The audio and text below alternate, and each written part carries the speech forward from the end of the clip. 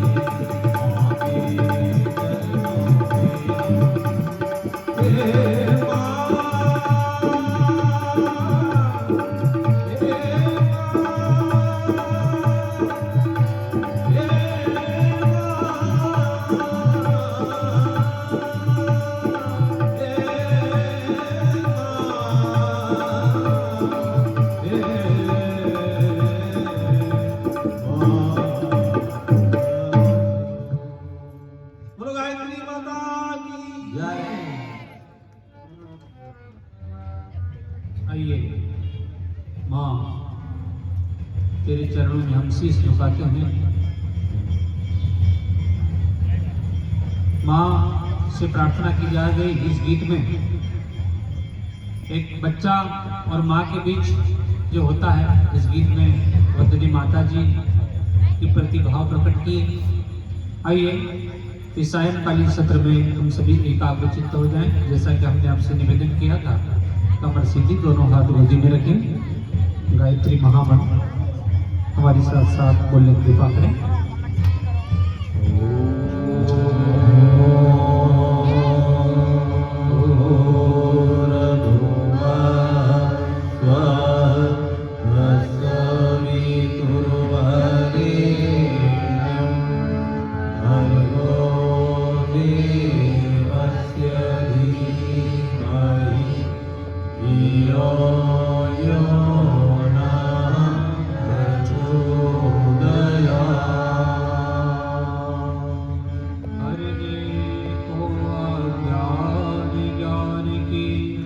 ज्योति अखंड जलाई, ऊपर लाने स्वर्ग योजना, युग निर्माण चलाई।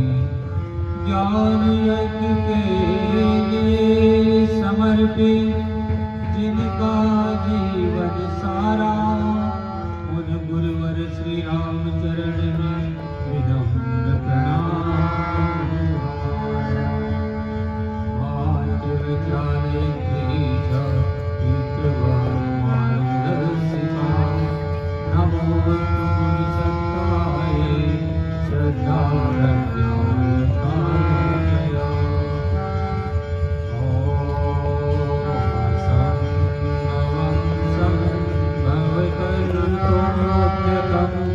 प्रचंड धन्या प्रतिरोध सत्तम, युगस्य निर्माण कृते समुद्यतम, परम महाकाव्यमो नमाम्यहम्, परम महाकाव्यमो नमाम्यहम्। सूक्ष्म रूप से परम पूज्य गुरुदेव, परम वंदनीय माता जी, वेद माता गायत्री, हमारे बीच उपस्थित हमारे दाता बंधु, हमारे हारमोनियम पर भाई किरण प्रसाद दसवंदी जी भाई साहब, जो समर्पित नैष्ठिक कार्यकर्ता के रूप में सेवाएं दे रहे हैं। हारमोनियम पर सहायक कर्मकांड के रूप में भाई राधेश्याम जी पटेल भैया, हम स्वयं पन्नालाल बिरला, कल्याण जी पाटीदार, तबला पर गुरु जी मंच पर बैठते थे और आप तबला बजाते थे। उस समय से आप तबला बजा रहे हैं। बड़ी अच्छी टोली आपको मिली है शांतिपुर हरिद्वार से, गुरुदेव की कृपा से। अब इस ज्ञान गंगा में कितने लोग स्नान करता है, इनके ऊपर निर्भर करता है। आइए, पर हम तो गुरु जी की चिट्ठी सुनाएंगे, चाहे 500 लोग हो चाहे 5 हो, क्योंकि हम तो कौन है, गुरु जी के पोस्टमैन है, डाकिया है। गुरु जी की चिट्ठी लेकर के आए हैं, गुरु जी का संदेशा लेकर के आए हैं कि ज्ञान यज्ञ की यह क्रांति की मसाल को जनमानस तक पहुंचाना है। कि गुरुदेव की चिट्ठी लेकर आपके बीच में आए भाई बहनों, निश्चित आपके सौभाग्य का पुण्य उदय होने वाला है। आज एक दिव्य और भव्य कलश यात्रा निकली। गायत्री परिवार का उद्देश्य स्पष्ट है, मनुष्य में देवत्व का उदय और धरती पर स्वर्ग का अवतरण। मनुष्य देवता बने और ये धरती स्वर्ग जैसी बन जाए। ये गायत्री परिवार का परम पूज्य गुरुदेव ने एक सूत्र दिया, मनुष्य देवता जैसा बन जाए और धरती पर स्वर्ग जैसी परिस्थितियां बन जाए। ये कब बनेगा, ऐसी परिस्थितियां कब बनेगी भाई और बहनों? जब गुरुदेव का हम बदलेंगे, युग बदलेगा, हम सुधरेंगे युग सुधरेगा। ये नारा दिया परम पूज्य गुरुदेव ने कि हम यदि बदल गए तो दुनिया निश्चित बदलती हुई चली जाएगी। आज के इस परिवेश में गायत्री परिवार जो कार्य कर रहा है, आज जो परिस्थितियां घटित हो रही है उन्हें भी हम देख रहे हैं। आज 2G, 3G, 4G और 5G का जमाना आ गया है, हाईटेक हो गया सारा जमाना। ऐसे समय में अध्यात्म का काम करना, भगवान का काम करना, एक ये भी कहा गया कि आप ये क्या हो रहा है। आज के पढ़े लिखे बच्चे इस चीज को थोड़ा कभी मानते हैं कि वह अध्यात्म क्या होता है, या भक्ति पूजा पाठ तो बुढ़ापे में की जाती है, चौथे पढ़ में। जब 50 प्लस 55 प्लस हो जाए तब भगवान का काम किया जाता है। युवावस्था में कोई काम करता है भगवान का, ये सी धारणा है। परंतु भगवान का काम कितना जरूरी है, और आज के इस परिदृश्य में गायत्री परिवार से जुड़ना कितना जरूरी है भाइयों बहनों। कि आज हम देख रहे हैं चारों तरफ का जो वातावरण बना हुआ है, ऐसे वातावरण में अपने बच्चों को सुसंस्कारी बनाना, आज विश्व के पटल पर हम जो देख रहे हैं, सारी दुनिया में इस समय जो उथल पुथल हो रहा है, युद्ध की ओर धकेला जा रहा है, या ये कहे सारे विश्व में इस समय जो परिस्थितियां बनी है, ये संकेत कर रही कि क्या होगा आने वाले समय में, कैसी परिस्थितियां बनेगी। तो भाइयों बहनों, परम पूज्य गुरुदेव ने कहा था कि निश्चित दुनिया बदलेगी, दुनिया तो बदलेगी, निश्चित बदलेगी। और कुछ लोग कह रहे हैं कि पृथ्वी विशुद्ध होगा और दुनिया का नाश हो जाएगा, नष्ट हो जाएगा, पर तो ऐसा होगा नहीं। परम पूज्य गुरुदेव की भविष्यवाणी है कि निश्चित रूप से होंगे धरती और आकाश ही, सब कुछ यही होगा, केवल दृष्टि बदल जाएगी मानव की। ऐसी परिस्थितियां बनेगी कि व्यक्ति की दृष्टि बदल जाएगी, स्वतः बदलना पड़ेगा। प्रकृति एक ऐसा खेल बनाएगी कि आदमी स्वतः बदलता हुआ चला जाए। अभी हमने कोरोना में देखा ना, कोविड में सब लोगों ने नियम का पालन किया ना, पर्यावरण ठीक हो गया, सारी नदियां भी शुद्ध हो गई। फिर क्या हुआ, ये प्रकृति का प्रकोप था। तो कुछ ऐसी परिस्थितियां बनेगी, व्यक्ति स्वतः बदलता हुआ चलता, क्योंकि भगवान का संकल्प है कि जब जब कब तब ऐसी परिस्थितियां बनेगी, तब मैं धरती पर अवतार लूंगा। तो भाइयों बहनों, ऋषियों की भूमि है, देवों की भूमि है, महामानव सिद्धों की तपस्वियों की भूमि है, ये भारत भूमि महान भूमि है। इसमें जब जब ऐसी परिस्थितियां बनती है, कोई अवतारी सत्ता इस धरती पर आती है, उसका कल्याण करती है। तो निश्चित आज भी वही परिस्थितियां हैं। आज हम देख लें, आज अभी कलश यात्रा में आ गए, अभी ज्ञान यज्ञ में देख लें, इतना बड़ा जालोर से है, आप लोगों की इतनी संख्या। अभी कोई बॉलीवुड हॉलीवुड का कोई हीरोइन आ जाती तो कि भाई वो शहर में आ रही है, तो उसके लिए तो टोकन लेते, पैसे लेके वहां पर जाते, पर जाते, और यहाँ पर मन नहीं लगता। ये कारण है चिंतन का विषय, कि आज आदमी का चिंतन अधोगामी जा रहा है, निम्नता की ओर व्यक्ति का चिंतन आज चला जा रहा है। तो इसका कारण ये है कि मानवीय चिंतन विकृत होता चल रहा है। चारों तरफ जो अनास्था का वातावरण बन रहा है, धर्म तो दिखाई दे रहा है, धर्म तो बहुत है, कहने को तो हम धार्मिक है, हम नवरात्रि मनाते हैं, गणेश उत्सव मनाते हैं सारी, परंतु धर्म हमारे जीवन में अंदर से नहीं उतर रहा है। हम जीवन का बोध नहीं कर पा रहे कि भगवान ने हमें मनुष्य का जीवन क्यों दिया। हम जो है, भगवान ने हमें जो इंसान बना के इस धरती पर भेजा है, तो क्यों भेजा है ना, कहते हैं ना, बड़े भाग्य मानुष तन पावा, सुर दुर्लभ सद, बड़े भाग्य से मनुष्य का जन्म मिला। ये सब एक स्वर में गाते हैं। भगवान भी मनुष्य का जन्म लेने के लिए तरसते हैं कि कभी मुझे मनुष्य का जन्म मिल जाए, परंतु हम इस कीमती जीवन को कौड़ियों के दाम बेच रहे हैं, इसका कोई महत्व नहीं समझते। आए थे और चले गए, जीवन का कोई उद्देश्य हल नहीं कर पाए। हम किस उद्देश्य के लिए भगवान ने हमें धरती पर भेजा है? केवल पेट भरने के लिए भेजा है? सोचो, पेट भरने के लिए भेजा होता तो हाथी का कितना बड़ा पेट होता है, उसको कितने हाथ देना था भगवान ने, तो हमको तो इतने हाथ नहीं दिए। भगवान ने केवल पेट भरने के लिए संसार में हमें नहीं भेजा भाई भाई। पेट भरना, वंश वृद्धि करना, ये तो अन्य जीव भी ऐसा कर लेते हैं, परंतु भगवान ने हमें कोई विशेष कार्य के लिए भेजा है कि आप ईश्वर का राजकुमार हो और अन्य जीवों से हमें स्वतंत्र चयन करने की क्षमता दे दी। अन्य जीव को देखो, वो प्रकृति के अधीन हो जाए। ये कभी यहाँ पर अन्य जीव चाहे कि भेड़ बकरी, ये भी चाहे कि हम कथा सुने, यज्ञ में आए, तो नहीं आ सकते, वो अधीन है किसी के। परंतु मनुष्य को भगवान ने स्वतंत्र चयन करने की क्षमता दी कि हम चाहे जो कर सकते हैं, अच्छा भी कर सकते हैं और बुरा भी कर सकते हैं। चयन किसको करना है? हमको करना है। चयन करने की जो प्राथमिकता है परमात्मा ने, वो मनुष्य को दे दी कि आपको चयन करना अच्छा क्या है और बुरा क्या है। तो मनुष्य पतन की ओर जा रहा है, अच्छाई को छोड़कर बुराई की ओर जा रहा है। उसे ये सब चीजें समझ में नहीं आ रही, रामायण भी समझ में नहीं आ रही, गीता भी समझ में नहीं आ रही, ये सब समझ में नहीं आ रही। सारा सब कुछ हो रहा है रामचरितमानस। अभी परिवार प्रकरण में आपको बताएंगे, इतनी महान चिंतन है रामचरितमानस का। जो परिवार व्यवस्था है रामचरितमानस में हम देखें तो आदर्श परिवार कैसे हो सकते हैं, सास बहू, देवरानी जेठानी, पति पत्नी, भाई भाई, इतना प्रेम था। ये रामचरितमानस में बहुत शानदार चित्रण किया गया है। और हम सब देखते हैं, सुनते हैं, तो हमें भी एक ऐसा आदर्श परिवार कैसे बनना चाहिए, ये एक चिंतन का विषय है। तो मनुष्य का जीवन जो है बड़ा ही महान है, और इस जीवन को कैसे श्रेष्ठ बनाया जा सकता है हमें क्यों नहीं समझ में आ रहा है। हमें रामायण में समझ में नहीं आ रही थी, है ना। कहते हैं रामायण पर्याप्त पढ़ना, बस सांचे में ढलना होगा, चले राम के पद चिन्हों पर, अब इतिहास हमें बदलना होगा, अब इतिहास हमें बदलना होगा। विजयादशमी पर भारत में हम, विजयादशमी पर भारत में हम नाटक का खेल खेला करते हैं। सचमुच के रावण तो जिंदे हैं, पर कागज के रावण जलते हैं। सचमुच का रावण तो जिंदा है, उसके मन मस्तिष्क में रावण घुस गया है, और कितने रावणों को हमने जला दिया हमारे।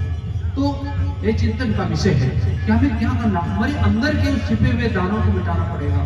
वो हमको बेचैन कर रहा है, वो विचारों के रूप में हमारे मस्तिष्क में एक युद्ध चल रहा है, वो हमें पतन की ओर ले जाता है। तो उससे हमें युद्ध करना है भाइयों बहनों। वो कोई कहीं नहीं है, हमारे अंदर ही, हमारे मन मस्तिष्क में ही बैठा पड़ा है। तो उसको ठीक करना है भाइयों बहनों। तो वो समझ में नहीं आती बात, ना आज गीता समझ में आ रही, ना रामायण समझ में आ रही। हमको क्या क्या समझ, रामायण में कितनी बढ़िया बात बताई, भाई भाई के बीच कितना प्रेम था, त्याग था ना। भाई भाई में राम और भरत में कितना प्रेम था, कितने बड़े राज्य को ठोकर मार दी थी ना। भरत जी के कि आप लो, राम जी के कि आप लो, दोनों ने नहीं लिया, फुटबॉल बना दिया था राज्य को। और आज भाई भाई में कोर्ट में चले जाएंगे तो सबसे ज्यादा केस किसके मिलेंगे, भाई भाई के मिलेंगे। और हम रामायण तो रामायण के आदर्श कहांगे भाई बहन, सास बहू का प्रेम। और गीता कहाँ पढ़ी जाती है आजकल। गीता तो आपके इधर पढ़ते कि नहीं, परंतु अधिकांश ये सुना गया कि जब दादाजी जाने का नाम ही नहीं ले रहे हो ना, बोनी का समय चल रहा है, मेहमानों का तांता लगा हुआ है, खबर लेने आ रहे हैं, खबर पे खबर, और दादाजी जाने का नाम ले ही नहीं रहे। तो किसी का एक काम करो, महाराज जी को बुलाओ, गीता का 18वां अध्याय पढ़ाओ, दादाजी का राम नाम सत्य हो जाएगा। मैंने कहा चलो ये भी अच्छी बात है। तो अब उस समय जब सांस चलती है केवल, न सुनाई देता है न दिखाई देता है। जब गीता पढ़ी जाती है तो बताओ क्या क्या सुनेंगे दादाजी। अरे गीता कब पढ़ी गई थी बताइए, कुरुक्षेत्र के मैदान में उस युवा अर्जुन ने कह दिया था कि मैं कुछ नहीं करूंगा, ये सब मेरे अपने हैं, मैं इनसे युद्ध नहीं कर सकता हूँ भगवान, मैं कुछ नहीं कर पाऊंगा। वो हताश और निराश हो गया था जब भगवान श्री कृष्ण ने कहा था कि तू निमित्त मात्र बन, तो निमित्त मात्र बन, और तू अपनी दिव्य दृष्टि भगवान ने दी थी और कहा था तुझे केवल माध्यम बनना है, सारा काम तो मैंने पहले से कर लिया है। जब उनकी दिव्य दृष्टि से देखा तो सब मरे पड़े थे। तो आज गीता उन युवाओं को सुनाई देना चाहिए। वो कहते हैं कि मैं पत्नी को छोड़ दूंगा पर शराब को नहीं छोड़ूंगा, ये तो बीड़ी को नहीं छोड़ूंगा, तंबाकू को नहीं छोड़ूंगा, व्यसनों को नहीं छोड़ूंगा। उन युवाओं को गीता को उपदेश देना चाहिए क्यों, और करिष्य वचनम तो अब हमको ये संकल्प लेना चाहिए, ये आज वो आवश्यकता है। आज वो गीता हमें नहीं समझ में आ रही। तो भाइयों बहनों, ये क्यों नहीं समझ में आ रही हमको, ये हमको समझ में नहीं आ रही क्योंकि हम मनुष्य जीवन का महत्व नहीं समझ पा रहे कि मनुष्य का जीवन कितना महान है, और इस महान जीवन को हम कैसे महान बना सकते हैं ये हमको कब समझ में आएगा, जब हमको गायत्री महामंत्र समझ में आएगा। जब तक हमको गायत्री महामंत्र समझ में नहीं आएगा, गायत्री महाविद्या जब तक हमको समझ में नहीं आएगी, जब तक ये समझ में आने वाला नहीं है। तो मानव जीवन की गरिमा, जो मनुष्य का जीवन है, ये कितना महान होता है, इसके ऊपर हमारे भैया एक गीत सुनाएंगे इसकी गरिमा, फिर आपको गायत्री मंत्र का वैज्ञानिक महत्व बताएंगे और आध्यात्मिक महत्व बताएंगे। गायत्री मंत्र ही क्यों और गायत्री मंत्र का जब क्यों जरूरी है। भाइयों बहनों, ये पंच तत्वों का शरीर है, क्षिति जल पावक गगन शरीरा, पंच तत्व जी अधम शरीरा, 5 तत्वों से शरीर बना है। और जिस दिन इस शरीर से जीवात्मा निकल जाएगा उस दिन ये शरीर मात्र 12 घंटे 24 घंटे में खराब हो जाता है कि नहीं हो जाता है। और कितनी जल्दी करते हैं मर जाने के बाद ले जाने की, मालूम है कितनी जल्दी करते हैं। भले कोई नहीं काम हो, भले पानी नहीं गिर रहा हो, तो भी इतनी जल्दी करते हैं। क्यों, ये संसार को करवा सकते हैं, व्यक्ति के जाने के बाद कोई उसे रोक नहीं सकता, अंत्येष्टि करना ही पड़ेगा। हमारे अपने जो करीबी होते वही अंत्येष्टि करते हैं। और जीवात्मा जब शरीर छोड़ता है तो उनको लगता है कि अब मेरे साथ कौन जाएगा। भाइयों बहनों, 3 प्रकार की परिस्थितियां बनती हैं। एक व्यक्ति को जो है जेल हो जाती है, लगभग तय है क्या जेल हो गया, क्या अफसर है उसके पास, वो 3 लोगों से बात करता है। 3 प्रकार की परिस्थितियां उसके सामने बनती है। जो उसके सबसे करीब रहते हैं 24 घंटे साथ में, उन्होंने कहा तुम हमारी रक्षा करोगे, हम कुछ नहीं कर सकते, आप क्या करें। जो 15 दिन या कभी कभी मिलता है, वो बोले हम भी नहीं कर सकते, जो दोस्त वगैरह। फिर तीसरा जो बहुत कभी कभी मिलता है, बोले ठीक है हम आपकी सहायता करेंगे। तो ठीक उसी प्रकार जब जीवात्मा या व्यक्ति को जब शरीर छोड़ती है जीवात्मा, तो सबसे पहले वो पैसे को बोलती है कि भैया तुम तो अब मेरे साथ चलो, पैसा तुम चलो। 24 घंटे साथ कौन रहता है, पैसा रहता है ना। सबसे पहले तो पैसे को बोला कि भाई पैसा तो जाएगा साथ में, तो पैसा नहीं जाता है, पैसा तो वही वहीं रह जाता है जहाँ है जैसा है किसी का, क्योंकि उसका नाम होता है निधन। अब इनके पास कोई धन नहीं है, इनकी पहचान। आजकल तो गवर्नमेंट भी मृत्यु प्रमाण पत्र जारी कर देती है, भैया अब इनका कुछ भी नहीं है, सारा नामांतरण ट्रांसफर हो जाता है, कोई भी स्थायी नहीं है, ये प्रॉपर्टी किसी की स्थायी नहीं है, इसके कई मालिक बनेंगे, कई युगों युगों से चली आ रही है। हम कोई हम मालिकाना हक नहीं है, हम केवल एक किराएदार है, टेम्परेरी व्यवस्था है, बदलने वाला है, ये दुनिया चलाएमान है, ये चलती रहती है। हम कभी मालिक बन के बैठ गए, इतनी प्रॉपर्टी इतनी जायदाद के हम ही मालिक है, ये बहुत बड़ा भ्रम है। आज के 100 साल पहले इसका कोई और मालिक था, 200 साल पहले और कोई मालिक था, आज कोई और मालिक है और बाद में और कोई मालिक हो जाएगा। ये तो मट्टी है, ये तो अस्थायी व्यवस्था है, ये तो बदलती रहेगी, टेम्परेरी व्यवस्था है भाइयों बहनों, परमानेंट नहीं है। कभी भी जब भी बुलावा आएगा तो जाना पड़ेगा। इस प्रकार से काया में भी जब व्यवस्था होती है तो पैसा साथ नहीं देता है, जीवात्मा को दर्द होता है, पीड़ा होती है कि भैया मैंने आपके लिए क्या क्या नहीं किया, दिन रात एक कर दिया, दिन देखी न रात, गर्मी देखी न बरसात, नहीं जाएगा, कुछ भी जाने वाला नहीं। चले अब क्या करें भाई, अब क्या होगा। फिर उसके बाद भाइयों बहनों, जो परिवार के लोग रहते हैं तो जीवात्मा को लगता है कि ये तो मेरे साथ जाएगा, वो भी रोते गाते हैं, काफी पीड़ा होती है उनको, तो लगता है चिंता होती है।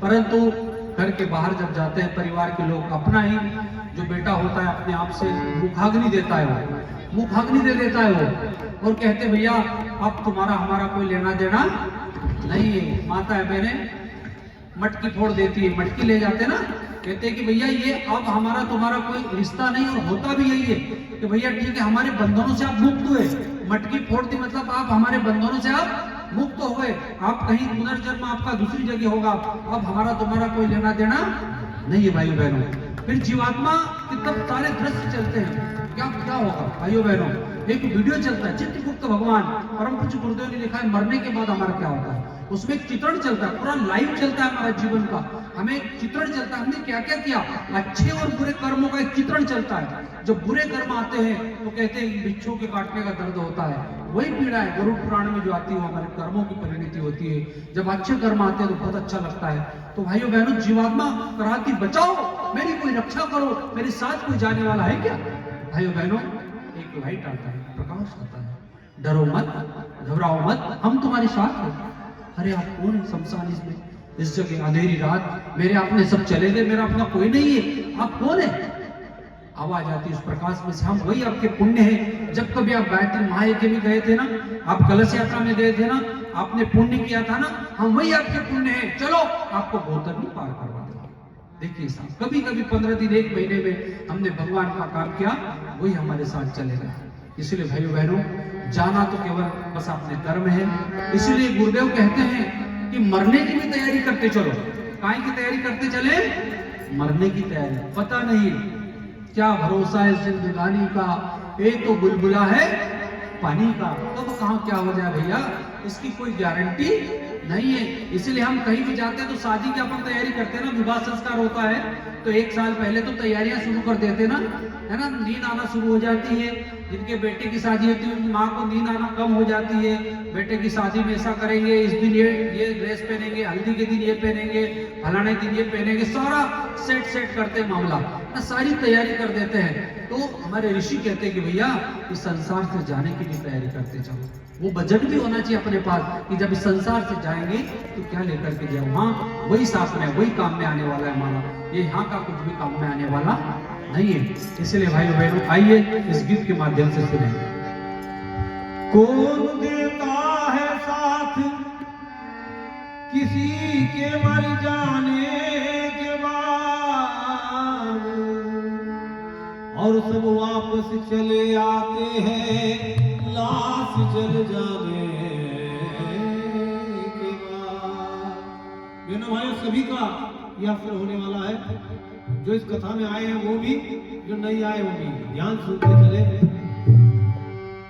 साथ देती नहीं है किसी का, साथ देती नहीं है किसी का, क्या पता है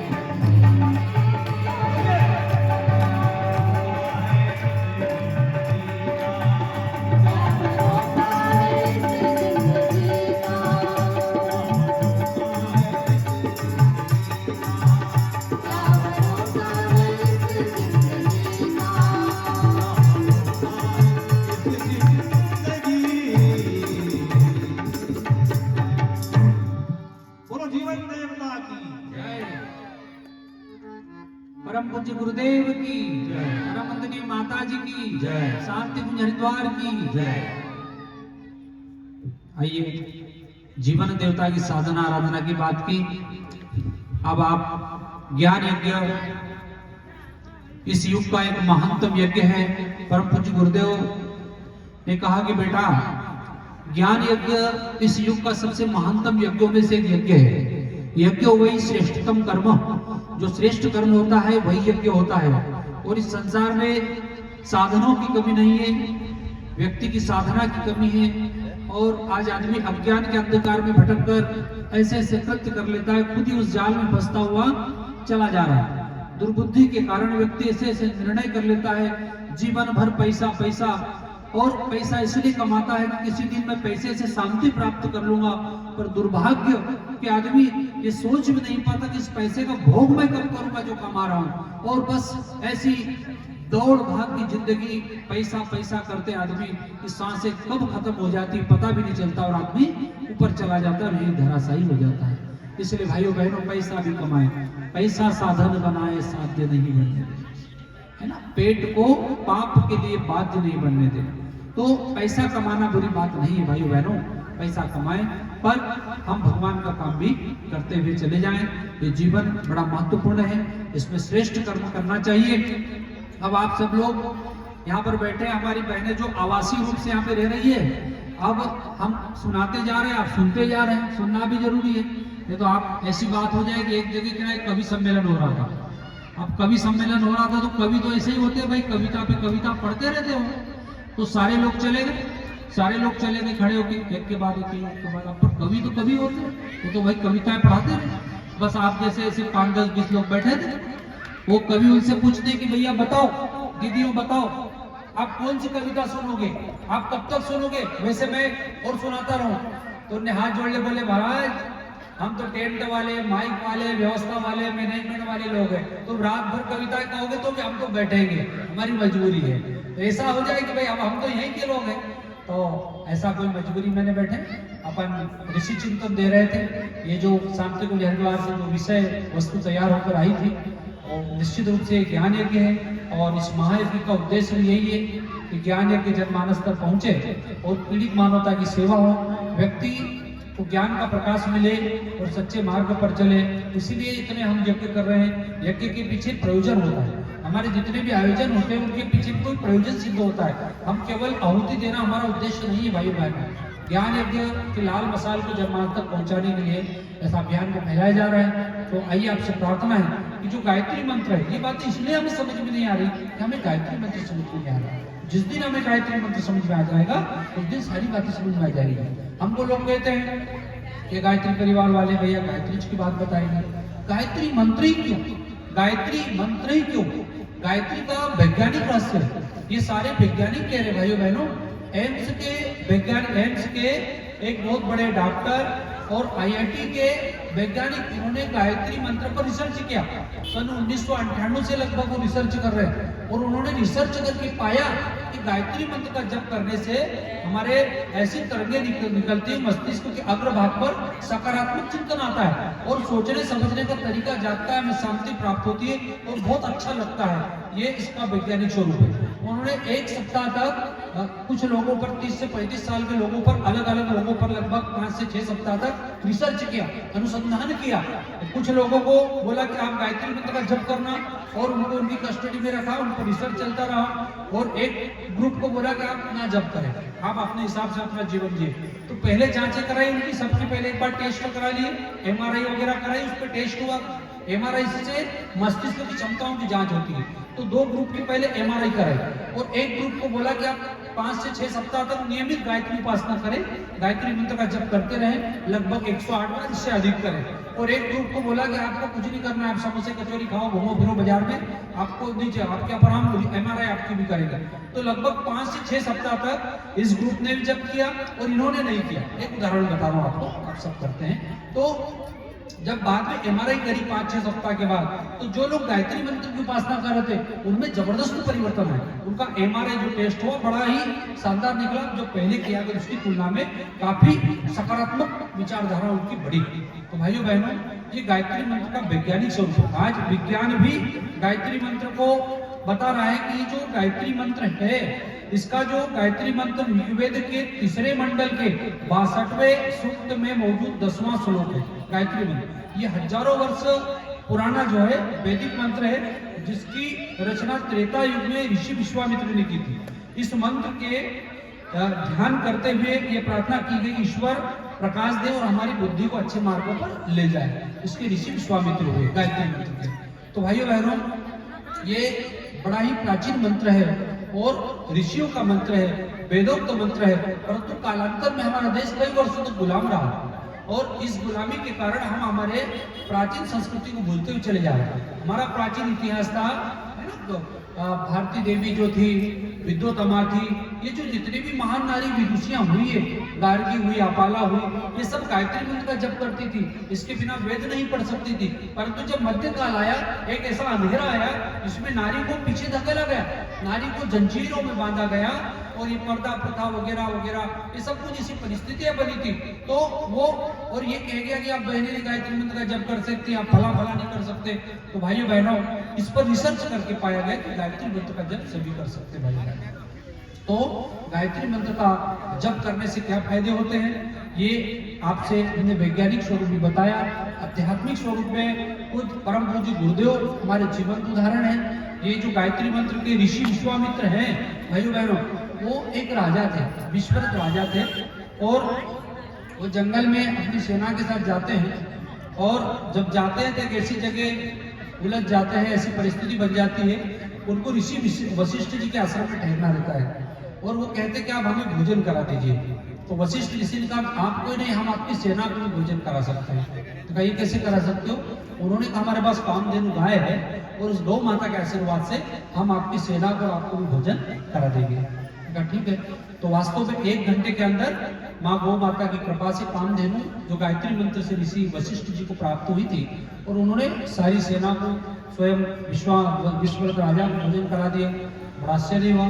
और विश्वरथ राजा जो होते हैं, जैसे कोई चमत्कारिक वस्तु होती है वो किसी व्यक्ति विशेष के पास नहीं रहने देते। जैसे अभी कहीं सोने की खदान निकल आए तो पुरातत्व विभाग आ जाएगा, राजकोष में चली जाएगी, सीधे मंत्रालय में सूचना हो जाएगी कि भैया ये भले जमीन आपकी है परंतु ये संपत्ति आपकी नहीं है।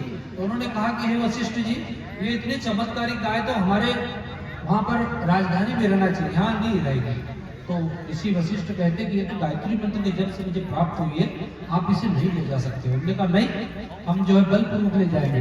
सैनिकों को कहा कि आप गाय को ले चले। गाय माता से मुख से अस्त्र शस्त्र निकलते हैं और सैनिक परास्त हो जाते हैं। स्वयं विश्वरथ राजा प्रयास करते हैं कि मैं अब ले जाऊंगा, तो वो भी परास्त हो गए गौ माता के आगे और उन्होंने अपना मुकुट वही उतार दिया। विश्वरथ राजा ने, वो एक क्षत्रिय थे, और उन्होंने कहा दिक् बलम क्षत्रिय बलम ब्रह्म तेजो बलम बलम। उन्होंने कहा दिक् बल, क्षत्रिय बल, और ये सबसे बड़ा होता है ब्रह्म का बल, और ये जो है गायत्री मंत्र से प्राप्त होता है। उस दिन से ऋषि जो है विश्वरथ राजा ने गायत्री मंत्र का जप किया, पुरस्करण किए, माँ गायत्री को सिद्ध किया और कालांतर में क्या बने? विश्वामित्र बने, विश्व के मित्र बने। और आप सब जानते हैं कि भगवान के गुरु भी बने। इतनी महान तपस्या की और गायत्री को उन्होंने सिद्ध कर दिया भाइयों बहनों, और इतना तप किया कि गायत्री के मंत्र के बल पर दूसरी दुनिया बनाने की बात कर ली। फिर उसके बाद उन्होंने जब गायत्री सिद्ध हो गई, उन्होंने कहा मैं दूसरी दुनिया बना दूंगा भाइयों बहनों। तो क्या हुआ? सारे देवताओं ने मना कर दिया कि आप ऐसा नहीं कर सकते हो। तो विश्वामित्र जी ने कहा कि मैं नहीं ऐसा कर सकता। उन्होंने गायत्री को किलित कर दिया कि अभी किसी को भी फायदा नहीं देगी। उन्होंने कहा नहीं, ऐसा नहीं हो सकता, इतनी बड़ी महान शक्ति वितंभरा प्रज्ञा व्यक्ति विशेष तक सीमित रह जाएगी तो क्या होगा। उनसे प्रार्थना की कि आप कुछ विकल्प दीजिए गायत्री मंत्र सबके लिए सुलभ बनाने का। तो विश्वामित्र जी ने कहा कि ठीक है, मैं एक विकल्प देता हूँ। गायत्री मंत्र जब कोई ऋषि सिद्ध कर देगा गायत्री मंत्र को, और उनकी सानिध्य में जो भी गायत्री मंत्र का जप करेगा, उन्हें वही लाभ मिलेगा जो कभी विश्वामित्र को मिला था। तो भाइयों बहनों, परम पूज्य गुरुदेव पंडित श्री राम शर्मा आचार्य जी आए, जिन्होंने मात्र किशोर अवस्था में ही 10 साल की उम्र से ही जिन्होंने गायत्री मंत्र की दीक्षा ले ली। पंडित मदन मोहन मालवीय जो भारत रत्न है, उनसे गायत्री मंत्र की दीक्षा ली, और उसके बाद गायत्री को साक्षात कामधेनु बताया, जप किया।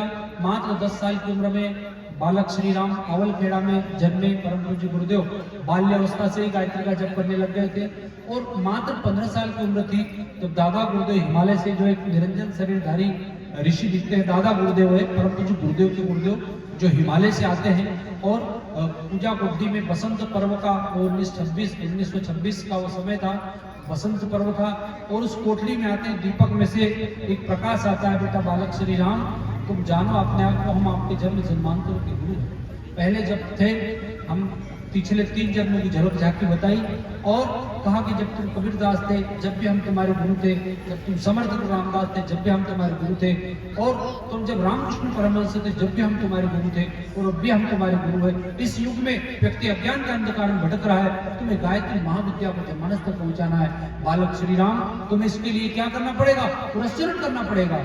गाय को जौ खिलाना है, गाय माता को जौ खिलाना है और गाय माता का जो गोबर होगा उसमें से उस जौ को वंदनी माता जी को छानती थी ना, उसको छान के उसकी एक रोटी बना कितने साल तक, 1 साल नहीं 2 साल 24 वर्षों तक पुरस्कार करना है। 66 माला गायत्री मंत्र की प्रतिदिन करना है। परम पूज्य गुरुदेव ने 15 साल का बालक ने कहा करिष्य वचन का अपने गुरुदेव को आश्वासन दिया और कहा कि तुम्हें गायत्री को सिद्ध करना है और इस अज्ञान रूपी अंधकार को दूर करने के लिए गायत्री को विश्वव्यापी बनाना है।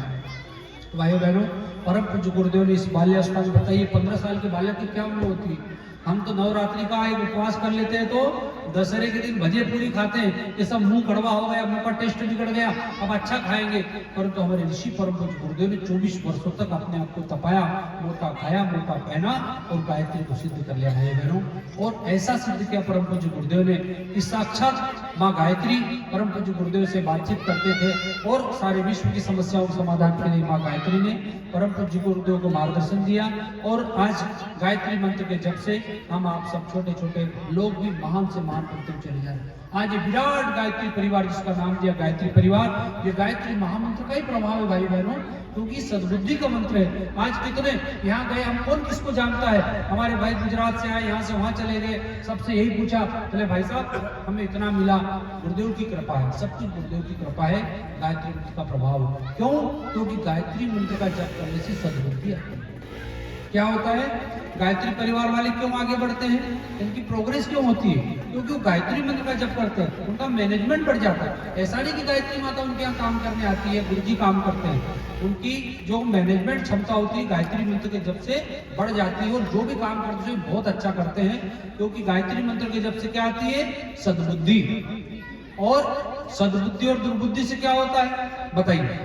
यदि आपकी बुद्धि अच्छी है तो आप सारे काम अच्छे करोगे और बुद्धि कभी भ्रमित होगी तो हम साक्षात भगवान भी आ जाए तो भी कल्याण नहीं कर पाएगा, क्योंकि बुद्धि भ्रमित होगी।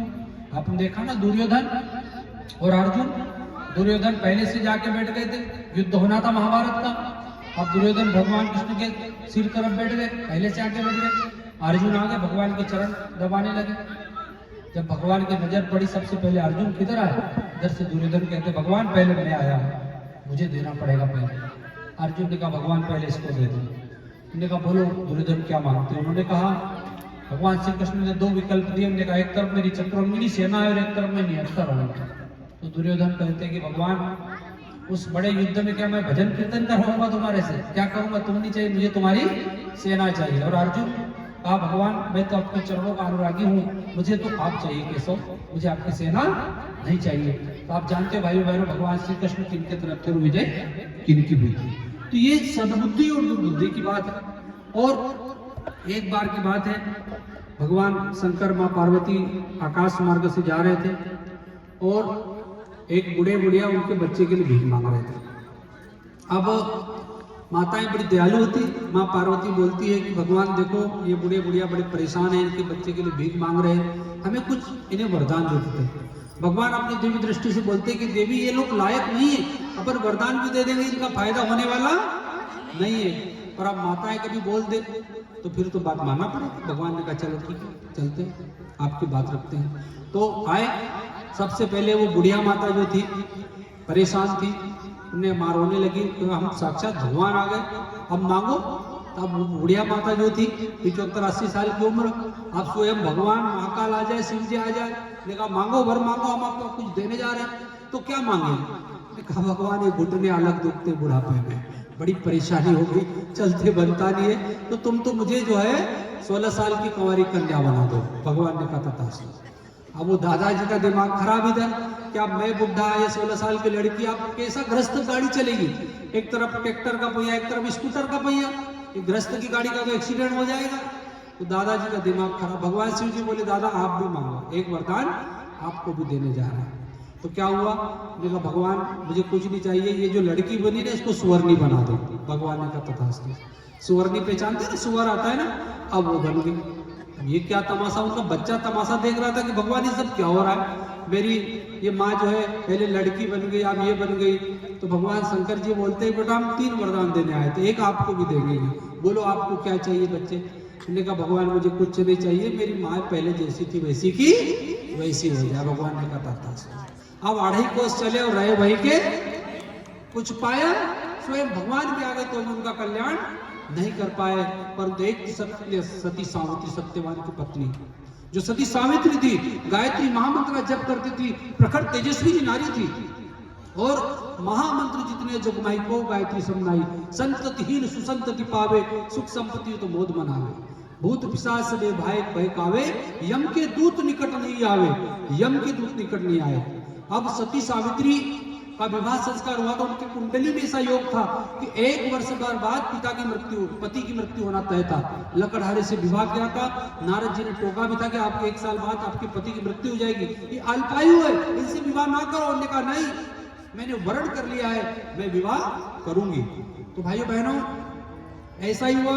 अब वो गायत्री मंत्र का जप करती थी, सती सावित्री, वो सती नारी थी, गायत्री का जप करती थी।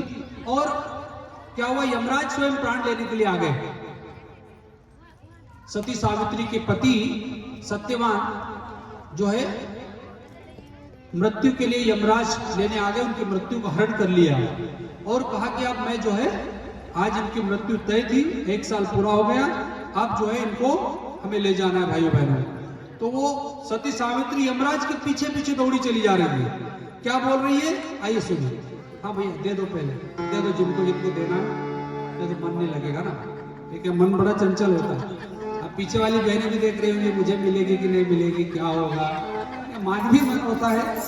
कभी जैसे पीछे से कोई वाहन निकल जाए तो उसको सब देखेंगे, कोई खड़ा हो गया है तो उसको सब देखेंगे, क्यों, क्या होगा, कौन होगा, कहाँ जा रहा होगा, मानवीय मन होता है। दे दो भैया।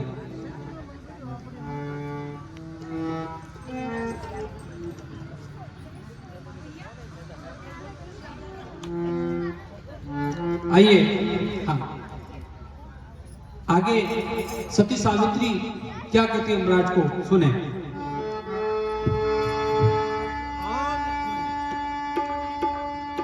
आने तो दूंगी पर हमारी बहनों की जो निष्ठा रहती है, अपने पति के प्रति बहुत समर्पित रहती है, ऐसे ही कुछ सावित्री माँ यमराज से लड़ाई करती है। क्या बोलती है, आन तो दे दूंगी पर प्राण न दूंगी, अपने पति के प्राण, अपने पति के प्राण। आन तो दूंगी पर, आन तो दूंगी पर प्राण न दूंगी, अपने पति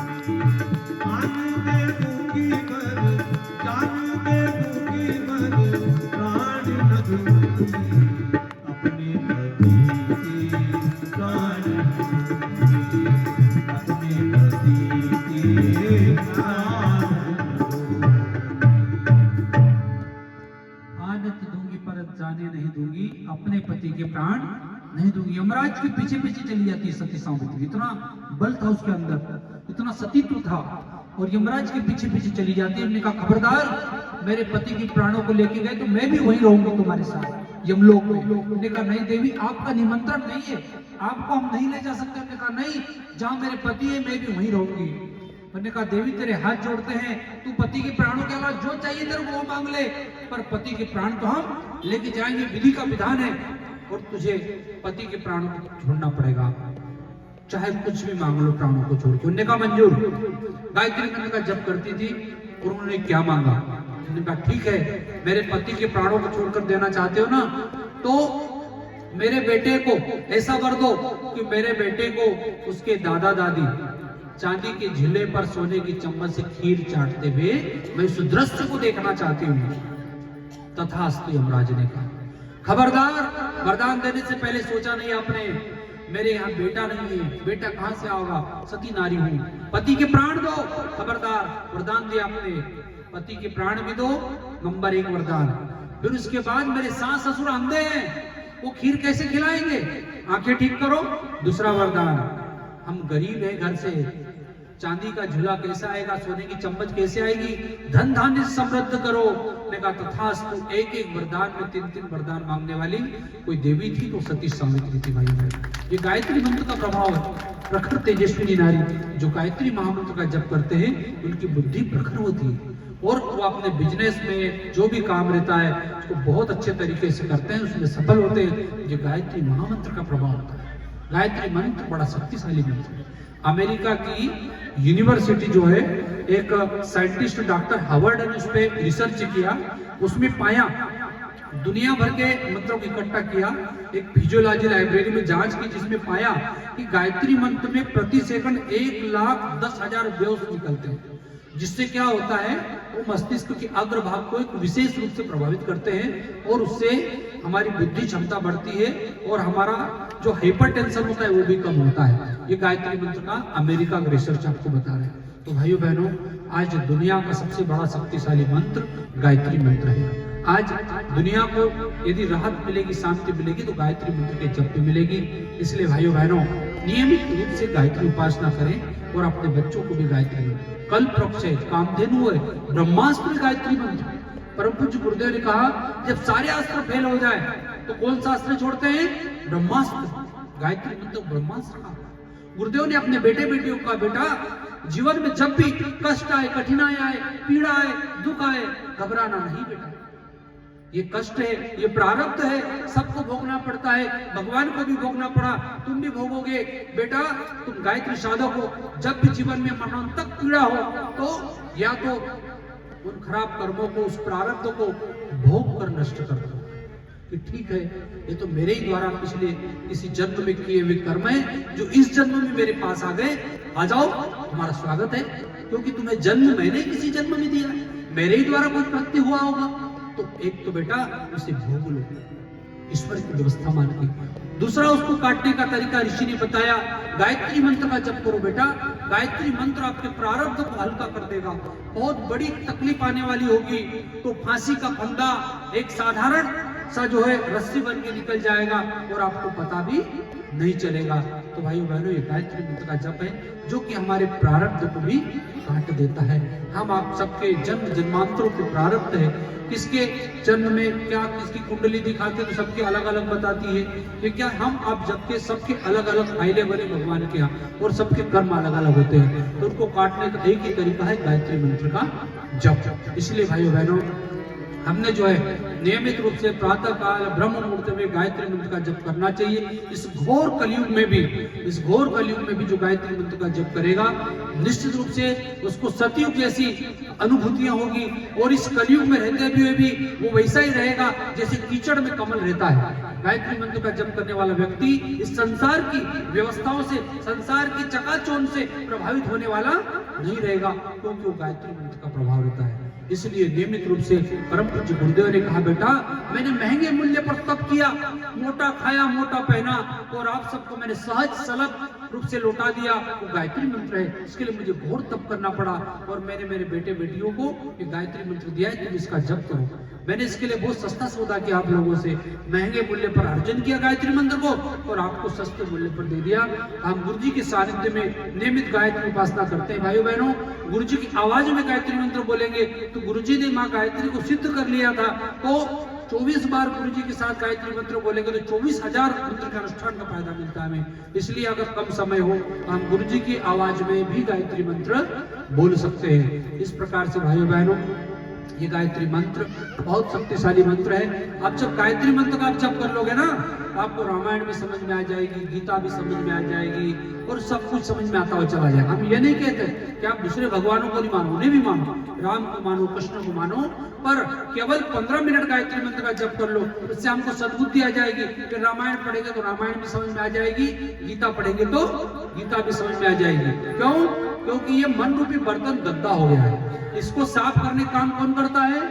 गायत्री मंत्र वॉशिंग पाउडर जैसा काम कर इसको क्लीन कर देता है, हमारी बुद्धि को क्लीन करता है, मन को क्लीन करता है, वो गायत्री मंत्र है ना। आप हम माता बहनों को पूछे कि बर्तन कभी सब्जी का बर्तन हो और उसमें अपन डायरेक्ट दूध गर्म कर ले तो फटेगा कि नहीं फटेगा?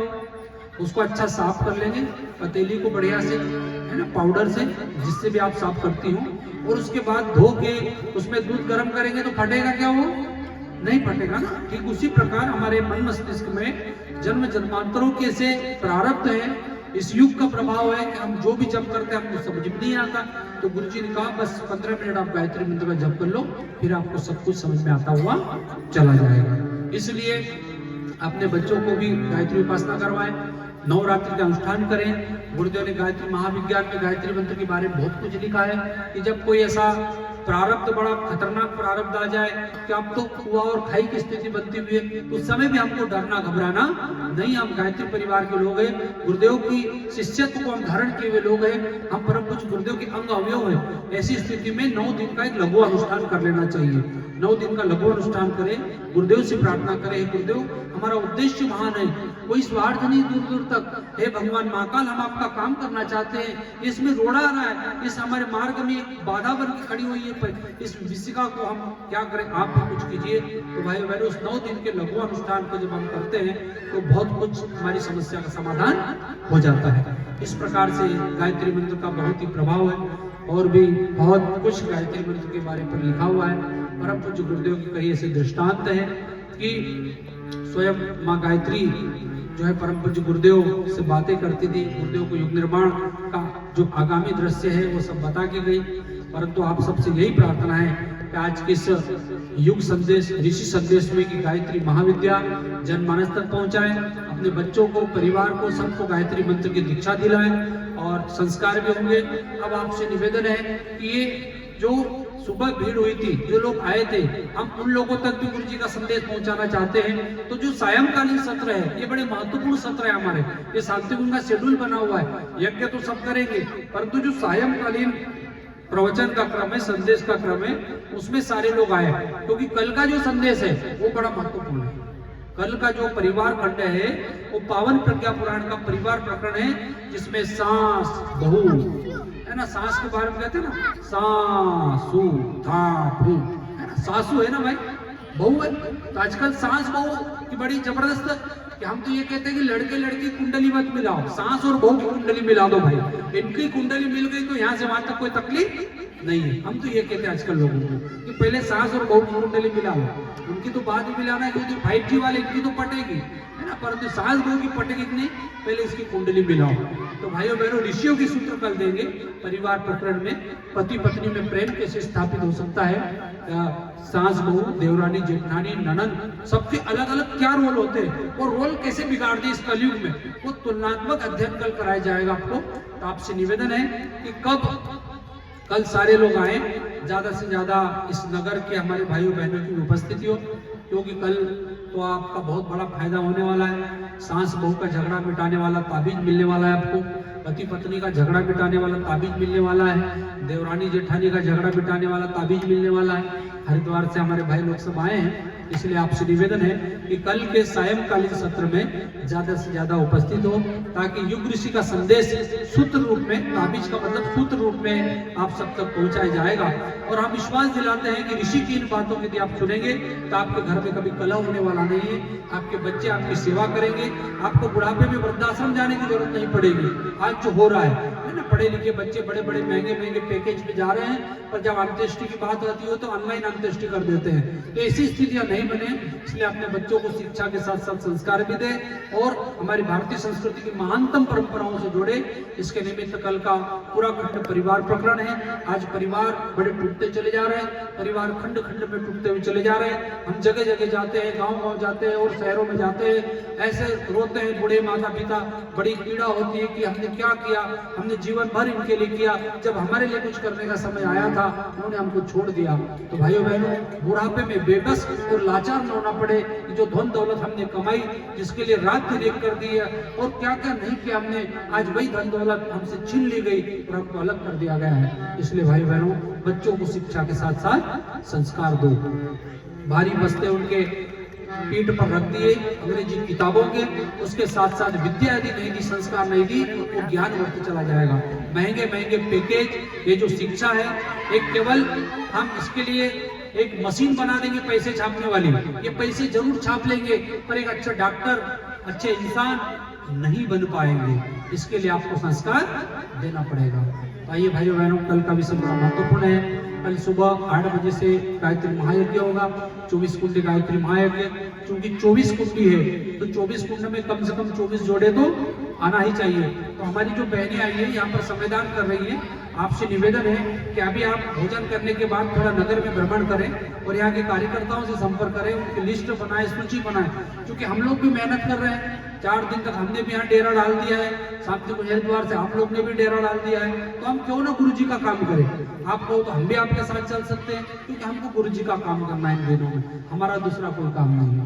इसलिए थोड़ा नगर में जाके हम प्रचार प्रसार करें, क्योंकि कोई भी जब कार्यक्रम होता है उसका प्रचार प्रसार जरूरी होता है। याज आज प्रयास के जो क्रम होते हैं वो करना पड़ता है, तो उससे कार्यक्रम सफलता की ओर जाता है। भाइये, गायत्री महामंत्र पर गीत हमारे भाई साहब सुनाएंगे, तब पश्चात समापन।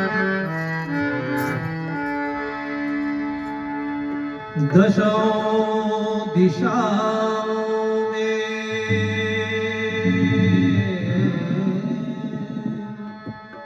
युग युग से गूंज रही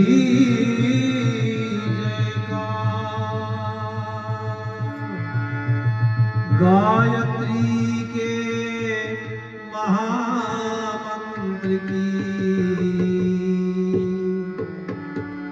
महिमाय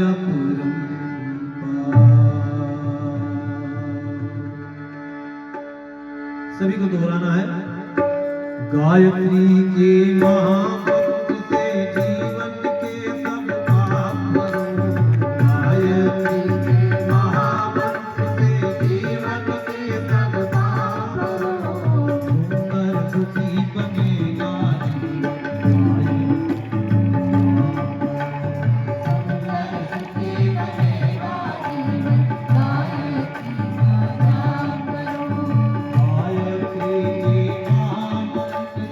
जीवन के सब